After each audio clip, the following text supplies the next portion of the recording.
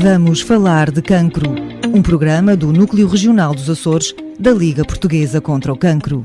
Estamos aqui para ajudar.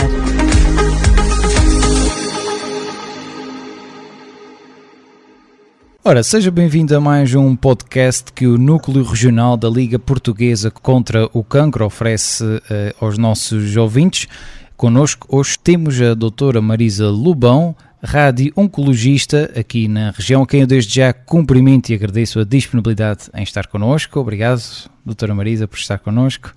Muito obrigada, eu aqui agradeço o convite, é sempre um gosto enorme colaborar com a Liga Portuguesa contra o Cancro. Ora, e porquê que a doutora Marisa está hoje a falar connosco? Porque se celebrou no passado dia 1 de agosto, celebrou e relembrou uma data bastante importante de uma forma geral pelo mundo inteiro, que é o Dia Mundial do Cancro do Pulmão, do qual vamos conversar hoje, e começaria por questionar a doutora Marisa sobre os principais de alarme da doença em termos oncológicos.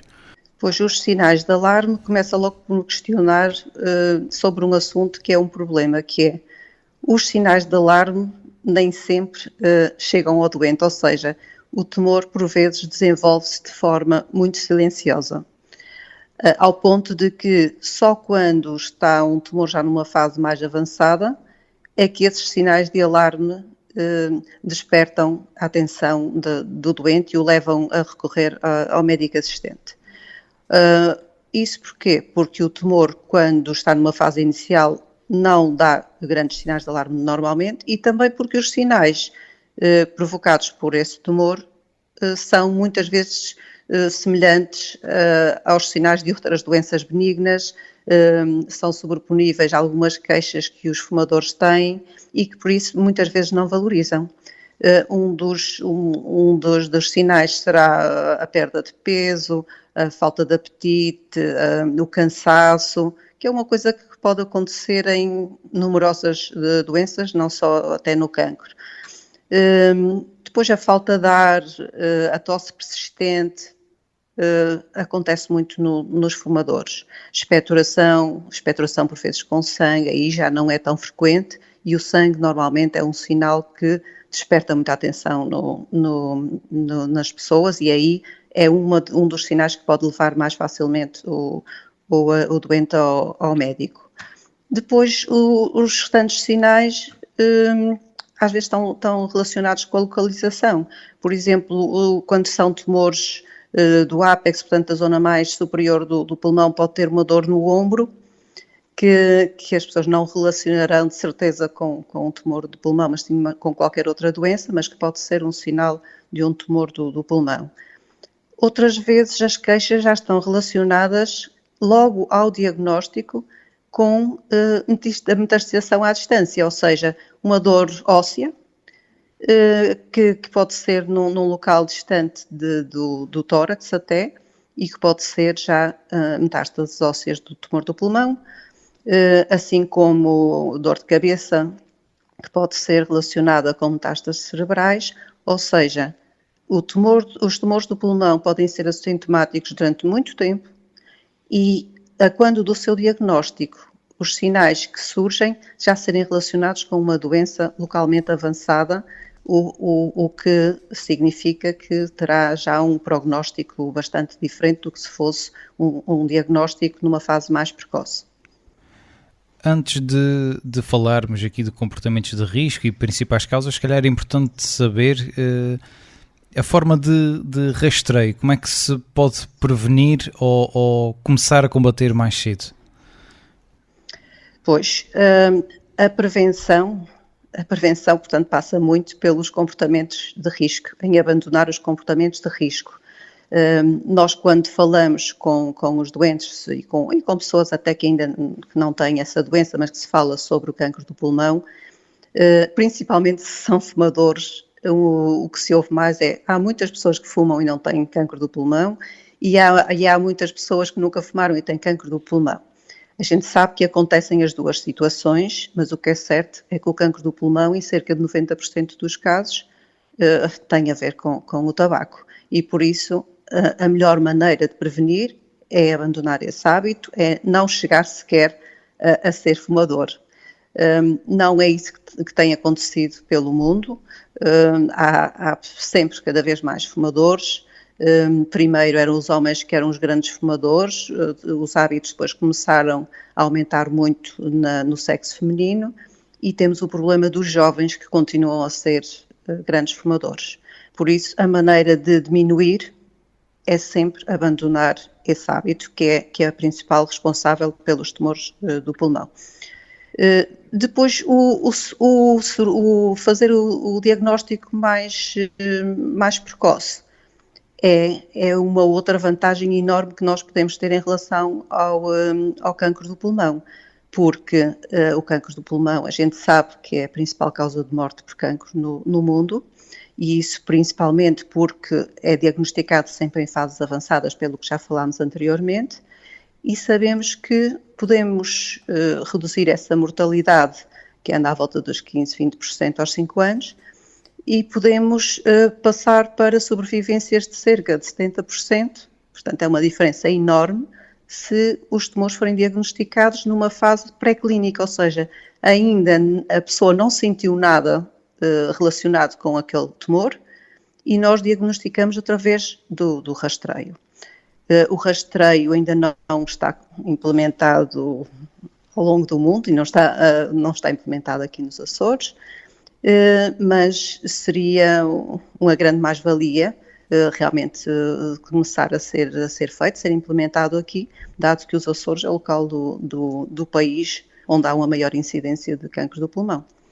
E os fatores de risco, às vezes as pessoas acham que tem muito a ver com fatores externos, com problemas ambientais, e também pode ser a contaminação ambiental, também poderá ter a ver com o surgimento desse tumor. Mas o que é certo é que o grande fator de risco para a grande incidência de cancro do pulmão nos Açores é realmente os açorianos começarem a fumar muito cedo e terem este hábito muito acentuado. As pessoas começam a fumar na escola e fumam 2-3 maços de cigarros por dia. Portanto, esse é o principal fator de risco. Todos os outros, também existem, mas são responsáveis por cerca de 10% dos cancros, e também é certo que o cancro normalmente precisa de um ambiente especial para progredir. Portanto, muitas vezes são vários fatores que se juntam para provocar o aparecimento do cancro. Portanto, o mais frequente e o mais importante, o tabaco, e depois todos os outros que as pessoas costumam também associar, como a contaminação ambiental, uns fatores genéticos, mas numa percentagem muito, muito baixa. É claro que sabe-se que uma dieta, quando eu digo uma dieta, é hábitos alimentares saudáveis, tem um fator preventivo, e os hábitos saudáveis de vida que implicam o abandono do vício do tabaco e a prática de exercício, todos esses são fatores que protegem do surgimento não só desse tumor, como de outros tumores. Os hábitos de vida saudáveis é uma coisa que só está nas mãos da própria pessoa e que realmente protege de muitas doenças, inclusive oncológicas. Exatamente. Já agora, doutora Marisa, permita-me em relação ao tabaco questionar se as pessoas que não fumam, mas que convivem diariamente com pessoas que fumam, se têm também esse grande risco, correm esse grande risco de obter cancro do pulmão. Os fumadores passivos têm o risco também de desenvolver um cancro do pulmão. Isso porquê? Porque o tabaco, as substâncias que estão presentes no tabaco, são nocivas ao ponto de poder provocar o cancro, mesmo que seja numa dose que as pessoas consideram baixa. Por isso, há muitas vezes pessoas que nos dizem: eu fumava um maço, agora fumo 3 ou 4 cigarros, por isso já não há problema. Há problema, quer seja 2 ou 3 cigarros, quer seja fumador passivo, em que as pessoas acham: mas é muito pouco. Não é muito pouco, é sempre o suficiente para poder provocar o aparecimento do cancro. Recentemente foram divulgados alguns números dos Açores. Eu perguntava-lhe o cancro, que tipo de prevalência tem o cancro do pulmão, daquilo que são os dados conhecidos nos Açores? Pois o cancro do pulmão, como lhe disse, é mais frequente nos Açores do que no resto do país. E os dados do ROR era à volta de 126 novos casos por ano, e que está sempre a aumentar, sendo os últimos dados apresentados de à volta de 150 novos casos por ano. Portanto, há uma incidência de 50 por 100 mil habitantes. Antigamente o cancro, podemos dizer que era mais frequente nos homens, já falou disso aqui pelo meio, gostava só de destacar um pouco mais, era mais frequente o cancro nos homens, mas atualmente as mulheres também correm um grande risco de aumentar esse número. Sim, porque antigamente o hábito de fumar era uma coisa mais dos homens, que depois começou a ser das mulheres, e que nos homens até foi baixando um pouco e nas mulheres continua a aumentar. Por isso ainda não será a mesma coisa, mas no sexo feminino está a aumentar. Só para que as pessoas que não percebem nada do assunto e que estão completamente além do que é o cancro do pulmão, o cancro do pulmão não afeta só o pulmão, obviamente que afeta diretamente o pulmão, mas há aqui uma série de outros órgãos que também são afetados. Pode dar aqui 2 ou 3 exemplos? O cancro do pulmão inicia-se no pulmão, podendo disseminar para gânglios diastínicos, ali perto do pulmão, e para órgãos muito distantes do pulmão. Os mais frequentes normalmente é o cérebro, o osso, o fígado, as glândulas suprarrenais, e como disse no início, às vezes logo ao diagnóstico já esses órgãos também têm doença, e sendo doença à distância, portanto é já um tumor avançado, já os tratamentos não conseguem ter a eficácia que teriam se fosse um tumor diagnosticado numa fase precoce. É um problema e que se acentuou muito por causa da pandemia, porque durante a pandemia as pessoas ficaram bastante mais afastadas dos cuidados médicos e portanto, notou-se que a detecção desses tumores após a pandemia realmente tinha-se acentuado os diagnósticos em fases bastante mais avançadas. Certamente num dos próximos anos que falaremos outra vez destes casos, com os dados da pandemia também vão sendo mais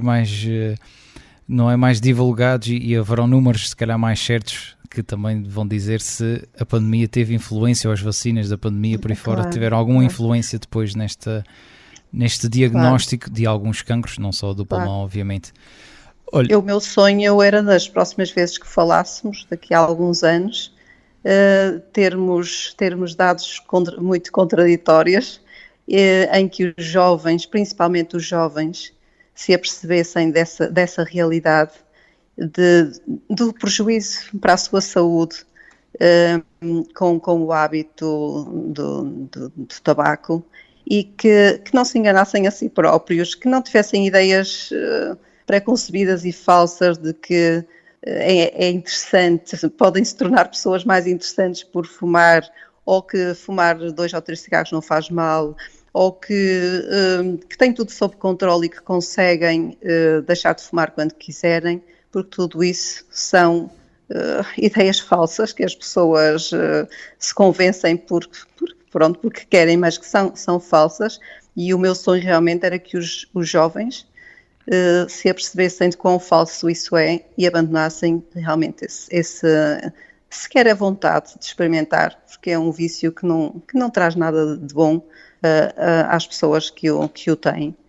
E que dentro de alguns anos a gente pudesse começar a ver, porque isso depois demora o seu tempo, começar a ver esses números a baixar e esse pódio em que os Açores estão em primeiro lugar desaparecesse completamente, porque não interessa nada estar em primeiro lugar na incidência do cancro do pulmão.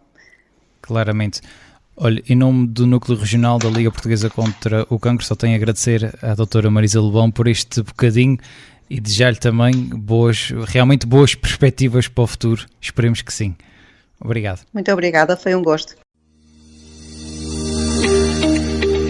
Contacte-nos, estamos aqui para ajudar em www.ligacontracancro.pt, na página de Facebook Liga Contra Cancro a Cores.pt, através do e-mail nucleoacores@ligacontracancro.pt ou em presença.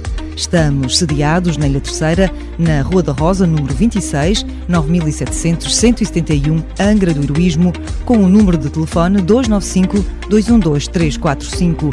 Estamos também na delegação de São Miguel, na Praça 5 de Outubro, número 12, Rés do Chão Esquerdo, 9500-153, Ponta Delgada, com o número de telefone 296-628-227 e na delegação do Faial, na Rua das Angústias, número 64, 9900-018, Horta, com o número de telefone 292-293-8601. Vamos falar de cancro, um programa do Núcleo Regional dos Açores da Liga Portuguesa contra o Cancro, com apoio à produção do Rádio Clube de Angra.